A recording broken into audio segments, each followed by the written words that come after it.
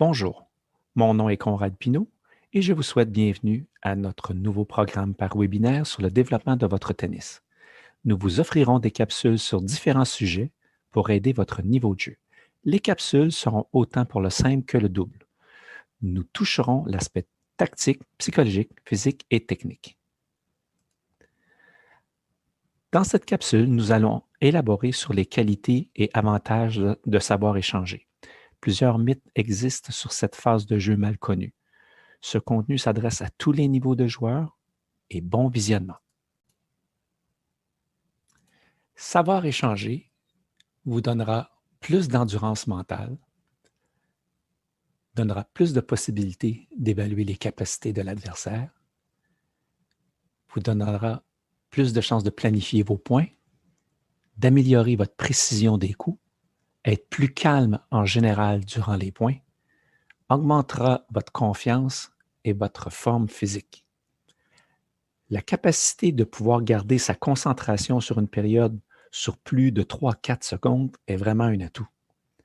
Même si plus de 54% des points sont joués dans les 4 premiers coups, il reste quand même que 80% seront joués avant 8 coups et il restera un autre 20% qui seront joués au-dessus de 9 coups. Voici une statistique qui dit beaucoup. Lors de la finale du US Open 2020, les deux champions tant masculins que féminins n'ont remporté que 51% de tous les points qu'ils ont joués. Vous pouvez constater le pourcentage de chacune des catégories en fonction des longueurs de points. Donc, vous avez ici les points d'une durée de 1 à 4 coups, 5 à 8, 9 à 12, plus que 13 coups. Le nombre de points au total qui ont été distribués par ces catégories-là et la championne et le champion, le nombre de points, pourcentage qu'ils ont fait dans chacune des catégories. Il est fort probable que ce pourcentage soit à peu près les mêmes pour un joueur de club. Ce qu'il faut comprendre comme joueur non professionnel, c'est le pourcentage. Est-ce que vous êtes du genre à jouer des points qui sont plus de 1 ou 4 coups, 5 à 8, 9 à 13 ou 13 plus? Il faut savoir et connaître les coups que nous maîtrisons à 70% dans une situation de contrôle. On aura souvent tendance à vouloir jouer trop rapidement et de précipiter nos coups. C'est pour cette raison qu'il faut être capable de jouer des points avec régularité et voir notre vraie valeur de précision durant un match. Si on avait à définir le mot échanger en 3 mots, je vous dirais régularité, tempo et cadence. L'ordre des 3 mots est très important. Régularité, on veut dire les plus longues séquences consécutives. Tempo, c'est la vitesse d'exécution dans laquelle on va exécuter le coup. Cadence, c'est le mouvement répétitif et rapide dans lequel nous allons faire. Souvent, des joueurs veulent jouer avec tempo ou cadence avant la régularité. Il sera possible de le faire, mais il y aura beaucoup de frustration après plusieurs matchs partis. Voici les étapes de développement de l'échange. Mettre la balle en jeu à tout prix. Mettre la balle en jeu le plus souvent possible profond, mais en se faisant déplacer. Exécuter plusieurs séquences de balles de qualité consécutivement. Nous entendons ici par balle de qualité une balle qui est en phase montante lorsqu'elle passe la ligne de fond. Être capable de faire la même chose, mais en se faisant déplacer. Augmenter le rythme de cette qualité de balle-là et d'être capable de le faire en se faisant déplacer. Un joueur qui pourrait entrer dans le terrain pour frapper un coup ne devrait plus être en échange. Il devrait être en attaque, en contre-attaque ou en défensive. Nous allons maintenant observer différents points exécutés par différents niveaux de joueurs.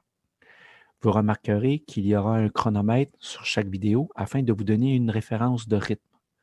Vous pourrez remarquer que les deux joueurs sont patients, plusieurs coups sont joués dans le centre du terrain, plusieurs balles sont courtes et plusieurs fois les joueurs attendent la balle en la laissant redescendre. ni un ni l'autre semble vouloir prendre avantage de la balle facile reçue.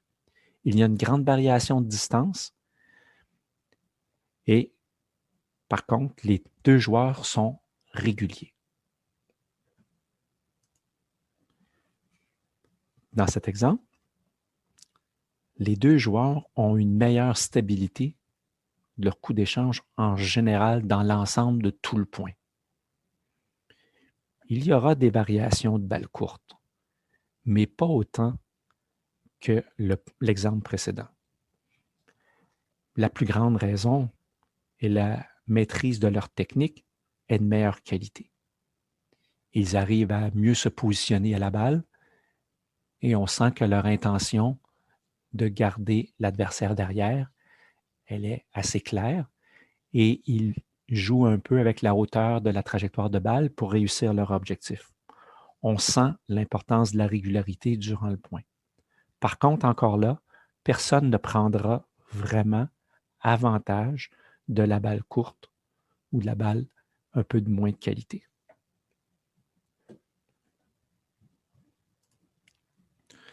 À un niveau plus élevé, l'échange n'est pas juste de mettre la balle dans le terrain. Durant ce point, on peut remarquer le joueur avec le chandail gris recherchant à reculer l'autre. Il cherchera à frapper de plus en plus profond et l'adversaire essaiera d'en faire autant. Graduellement, ceci diminuera la qualité du coup d'échange du joueur de ce côté-ci et lorsqu'il décidera d'utiliser un revers coupé, le joueur en prendra avantage aussitôt. À un autre niveau, les joueurs vont utiliser rapidement les erreurs de position de l'adversaire pour créer le déplacement. Ils prendront la balle tôt, beaucoup plus souvent pour pouvoir arriver à prendre le joueur dans le temps. Ils prendront le filet si nécessaire. Ils seront capables de voir et prendre avantage des ouvertures. Ceci diminuera la qualité du coup pour en prendre avantage aussitôt. Voici un autre exemple ici de joueurs de niveau international. Tout le monde connaît Garcia et CP. Ces deux joueurs sont dans une situation où ils sont capables de frapper 2 à 300 balles de suite dans le terrain. Donc, à ce niveau, c'est un test pour les nerfs. L'aspect mental devient très important. Le pointage est serré, ils sont dans un bris d'égalité. Les joueurs dans cette séquence vont frapper autour de 46-47 balles pour conclure le point. Si on se fie au temps, le rythme est rapide, ça représente presque une balle par seconde.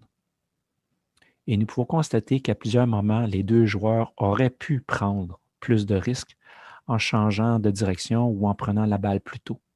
Mais les deux joueurs attendent que l'autre fasse l'erreur et de jouer trop court pour pouvoir prendre avantage de la situation.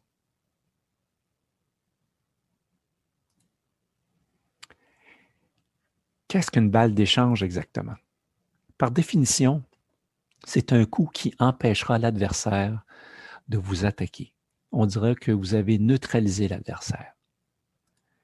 C'est un coup à bas risque, donc avec un pourcentage de réussite d'au moins 75-80%. Si vous jouez contre quelqu'un qui n'attaque pas, cela ne veut pas dire que votre qualité d'échange est bonne. Voici un test de régularité, de tempo et de cadence que nous faisons. Il s'agit à deux joueurs d'échanger le plus grand nombre de coups possible en 1 minute.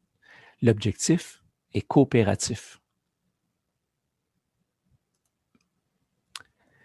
Ensuite, durant la séquence, nous observons le rebond de la trajectoire d'une balle. La balle d'échange de qualité se nomme comme suit. La balle doit être en phase montante lorsqu'elle passe la ligne de fond. Ce type de trajectoire diminue les chances à l'adversaire de rentrer à l'intérieur du terrain.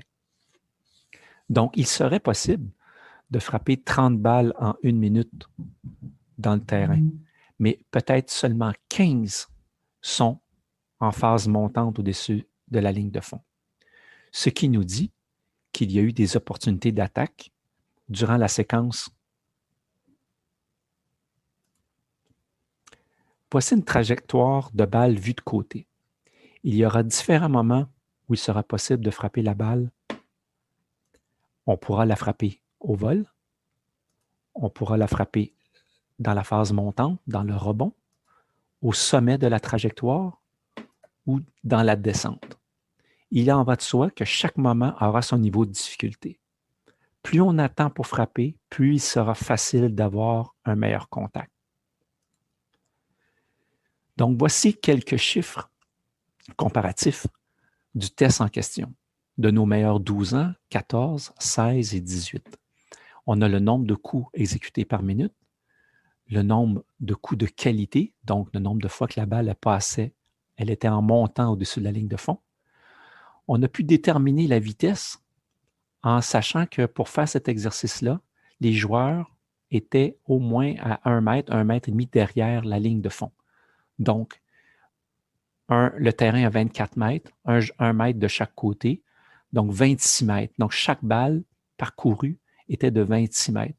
Donc, à partir de là, on pouvait établir la vitesse par seconde et en kilomètres-heure.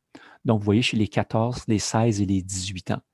Donc, vous allez voir ici, chez les 18 ans, d'un exercice centre à centre, le rythme pouvait atteindre 70 km/h. Mais là, vous allez voir chez les pros tantôt, 70 km/h, mais les joueurs seront en déplacement. Toute une nuance. Les joueurs savent jusqu'à quelle vitesse et précision ils pourront jouer le match. En faisant l'exercice plusieurs fois, vous programmez votre cerveau au pourcentage de risque acceptable à prendre sur chaque coup. Nous serons tentés d'imiter les joueurs que nous voyons à la télé. Mais avez-vous vraiment idée du combien de fois ils ont dû faire cet exercice? Donc, si votre quantité d'erreurs vous décourage, il faudra probablement revoir votre rythme d'échange en général. Voici les facteurs qui influencent le rythme du point. Le type de trajectoire ou de coup que nous voulons frapper, la force de frappe que nous exécutons, la quantité d'effets que nous utiliserons, le moment à laquelle nous allons frapper le coup. Observons quelques exemples de points afin de remarquer les différences de cadence. Vous voyez ici les deux joueurs, comment ils sont loin de la ligne de fond. Ils vont frapper 14 coups durant cette séquence, ce qui représente un rythme de jeu à 60 km/h.